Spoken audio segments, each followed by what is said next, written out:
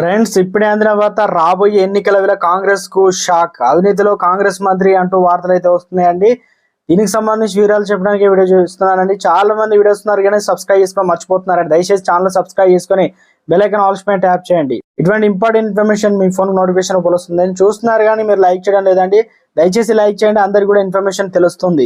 Friends, వివరాలు కనుక వచ్చినట్లయితే ఉమ్మడి మహబూబ్నగర్ జిల్లాకు చెందినటువంటి ఓ మంత్రి వివాదంలో చిక్కుకున్నారు. కాంగ్రెస్ ప్రభుత్వ తెలంగాణలో ఏర్పాటైన తర్వాత ఒక మంత్రి అక్రమ ఇసుక లారీలు, మరో మంత్రి అక్రమ వడ్ల లారీలు తరలిస్తూ పట్టుబడిపోయారు. తాజాగా ఉమ్మడి మహబూబ్నగర్ జిల్లాకు చెందిన ఓ మంత్రి పిఏ నిరంజన్ చేతివాటం ప్రదర్శించాడు. వనపర్తి జిల్లాలో 1,00,000 బస్తాల సిఎంఆర్ ధాన్యం కుంభకోణం వెలుగులోకి అయితే వచ్చింది. సిఎంఆర్ ధాన్యం తీసుకున్న రైస్ మిల్లర్లను తిరిగి ప్రభుత్వానికి అప్పగించకుండా 1,00,000 ధాన్యం బస్తాల పైగా దాచారు. ఈ విషయం తెలుసుకున్న జిల్లా మంత్రి అనుచరులు పెద్ద కొత్తపల్లి మండలం పెద్ద కార్పుల గ్రామానికి చెందిన కొంతమంది అమలుల సాయంతో ఆ ధాన్యాన్ని దొంగలిస్తూ పట్టుబడి అక్కడి నుంచి పరారయ్యారు. ఈ తరుణంలోనే 300 బస్తాలు నింపిన డీసీఎం ఓ బొలెరో వాహనాన్ని పట్టుకొని చిన్నబావి పోలీస్ స్టేషన్ కు తరలించారు పోలీసులు. దీంతో వాటిని వదిలేయాలని వనపర్తి డిఎస్పీ సిఐ మీద ఒత్తిడి తెస్తున్నట్లు ఆ మంత్రి అనుచరులు అయితే ఇప్పుడు ఈ విషయంలో వివాదం అయితే మారింది.